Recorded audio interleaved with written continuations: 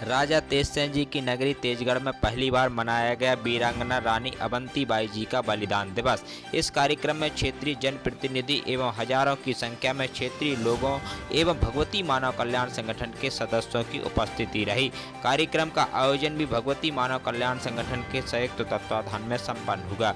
महान क्रांतिकारी वीरांगना रानी अवंतीबाई जी के बलिदान दिवस पर जिलाध्यक्ष डॉक्टर सुदर्शन सिंह जी ने कहा कि 1857 की प्रथम स्वतंत्रता संग्राम सेनानी महारानी प्रमुख क्रांतिकारी रेवांचल मुक्ति आंदोलन की सूत्रधार रामगढ़ की रानी वीरांगना रानी अवंतीबाई जी ने देश की सभी जाति धर्म संप्रदाय के बचाने के लिए अंग्रेजों से लड़ाई लड़ती रहीं। जब अंग्रेजों से लड़ाई लड़ते समय घायल हो गईं, तब भी उन्होंने अंग्रेजों को अपने शरीर के किसी भी अंग को छूने नहीं दिया और अपने ही तलवार से स्वयं का बलिदान कर दिया। हमें ऐसे महान क्रांतिकारी वीरांग से प्रेरणा लेने की ज़रूरत है ताकि हम अनीति अन्याय अधर्म से सामना इन्हीं के समान कर सकें। देखें खास खबर।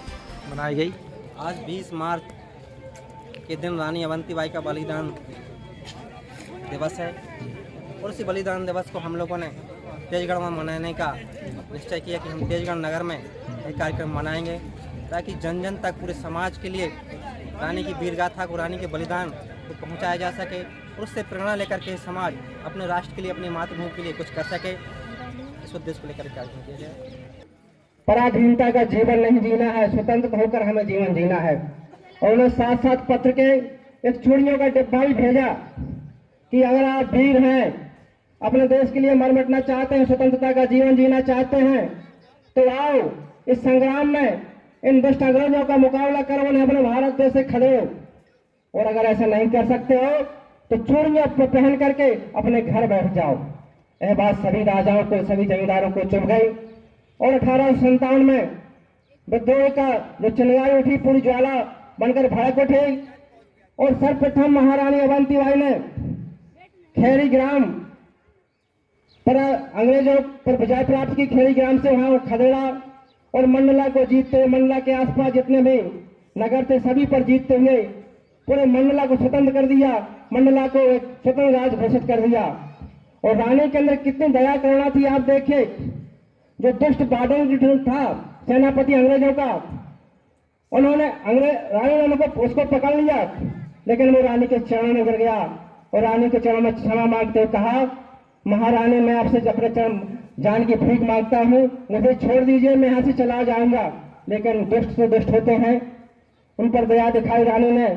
लेकिन 3 महीने के बाद रानी अपना राज्य कर रही थी। 3 महीने के बाद अंग्रेजों ने और बहुत बड़ी सेना लेकर के रामगढ़ पर चढ़ाई कर दी और रामगढ़ पर चढ़ाई करने के पश्चात रानी की सेना वीरता के साथ लड़ी और लड़ते हुए रानी ने सोचा कि हम लोग इनसे जीत नहीं पाएंगे, तो रानी ने दोहारगढ़ की पहाड़ी की ओर कूच कर दिया, वहां से घोरल युद्ध शुरू कर दिया।